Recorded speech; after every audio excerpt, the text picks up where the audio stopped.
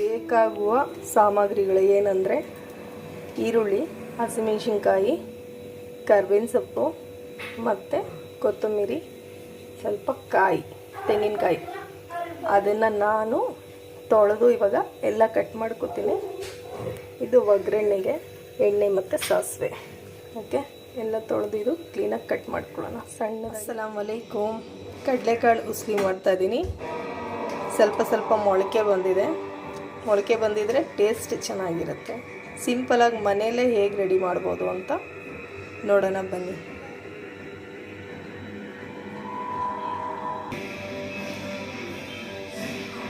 ಮೊದಲು ಇದನ್ನು ಕುಕ್ಕರಿಗೆ ಹಾಕೊಳ್ಳೋಣ. ಓಕೆ, ಇದಕ್ಕೆ 1 ಲೋಟದಷ್ಟು ನೀರು ಹಾಕಿದ್ದೀನಿ. ಆಮೇಲೆ ಸ್ವಲ್ಪ ಉಪ್ಪು ಹಾಕೊಳ್ಳೋಣ.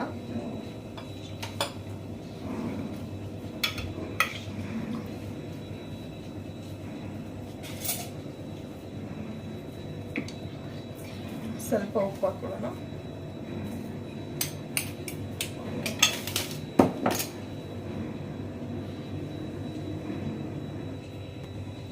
ಸೋಡಾ ಎಲ್ಲ ಹಾಕೋದೇನು ಬೇಡ. ಮಿಕ್ಸ್ ಮಾಡಿಕೊಂಡು ಈಗ ಕುಕ್ಕರ್ ಮುಚ್ಕೊಳ್ಳೋಣ. ಮುಚ್ಚಿಬಿಡೋಣ. ಸ್ಟೋವನ್ನು ಆನ್ ಮಾಡೋಣ.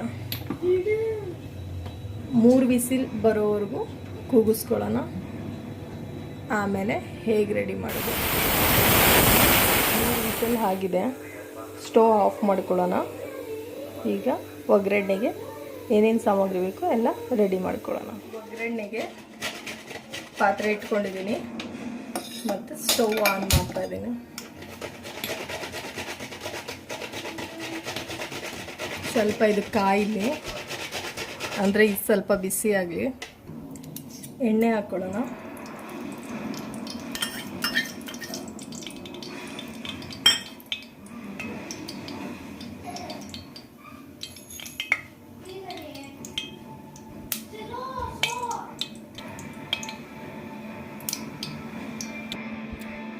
ಈಗ ಸಾಸಿವೆ ಹಾಕ್ಕೊಳ್ಳೋಣ. ಎಣ್ಣೆ ಚೆನ್ನಾಗಿ ಕಾದಿದೆ. ಈಗ ಕರ್ಬೇವಿನ ಸೊಪ್ಪು ಹಾಕೋಣ.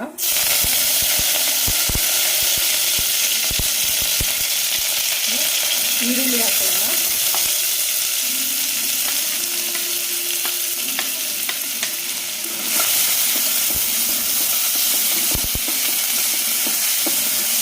ಈರುಳ್ಳಿ ಒಂದು 5 ನಿಮಿಷ ಚೆನ್ನಾಗಿ ಎಣ್ಣೆಯಲ್ಲಿ ಫ್ರೈ ಮಾಡೋಣ.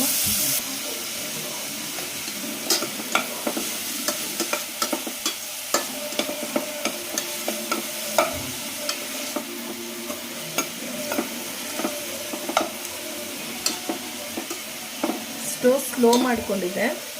ಇವಾಗ ಮೀಡಿಯಮ್ ಆಗಿ ಇಟ್ಕೊಳ್ಳೋಣ. ಇಟ್ಕೊಂಡು ಒಂದು 2 ನಿಮಿಷ ಫ್ರೈ ಮಾಡಿದ್ರೆ ಸಾಕು.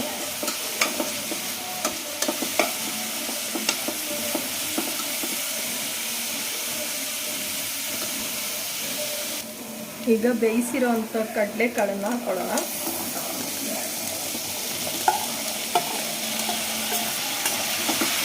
ಒಂದು 2-3 ಸ್ಪೂನ್ ನೀರು ಇರಬೇಕು. ಟೀ ಸ್ಪೂನು ಸ್ವಲ್ಪ ನೀರು ಇರಬೇಕು. ಫುಲ್ ಒಣಗಿರೋ ಥರ ಮಾಡೋದಂತ ಸ್ವಲ್ಪ ನೀರು ಇರಬೇಕು. ನೋಡಿ ಎಷ್ಟು.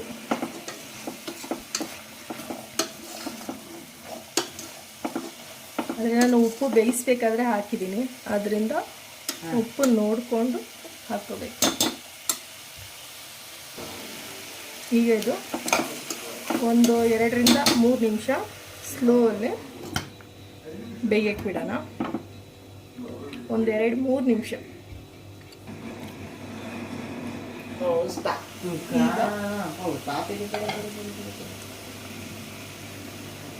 ಈ ತುರಿದಿರೋ ತೆಂಗಿನಕಾಯಿ ಹಾಕ್ಕೊಳ್ಳೋಣ.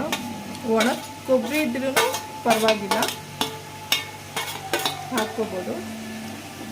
ಕಾಯಿ ಇದ್ದರೆ ಇನ್ನೂ ಸ್ವಲ್ಪ ಚೆನ್ನಾಗಿ ಟೇಸ್ಟ್ ಚೆನ್ನಾಗಿರುತ್ತೆ. ಈಗ ಮಿಕ್ಸ್ ಮಾಡಿಕೊಂಡು ಆಮೇಲೆ ಇದಕ್ಕೆ ಹಸಿಮೆಣಸಿನ್ಕಾಯಿನೂ ನಾನು ಕೊನೆಗೆ ಹಾಕ್ತೀನಿ.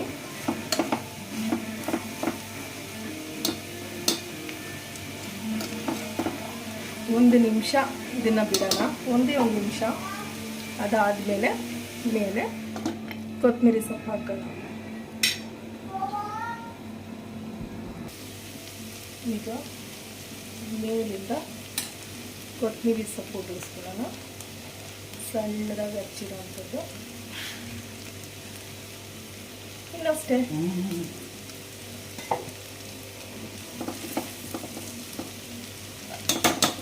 ಆಯಿತು, ಸ್ಟವ್ ಆಫ್ ಮಾಡೋದು ಮುಗೀತು.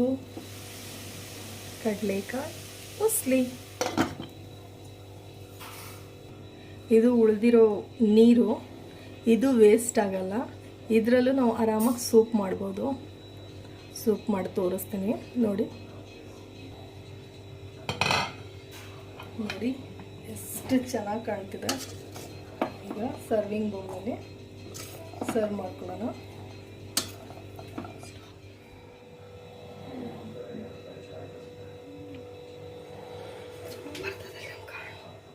ಇವಾಗ ನಾನು ಸೂಪ್ ಟೇಸ್ಟ್ ಮಾಡ್ತೀನಿ.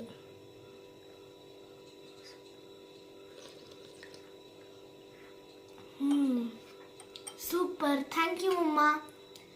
ಐ ಲವ್ ಯು ಮಮ್ಮ. Like, share and subscribe.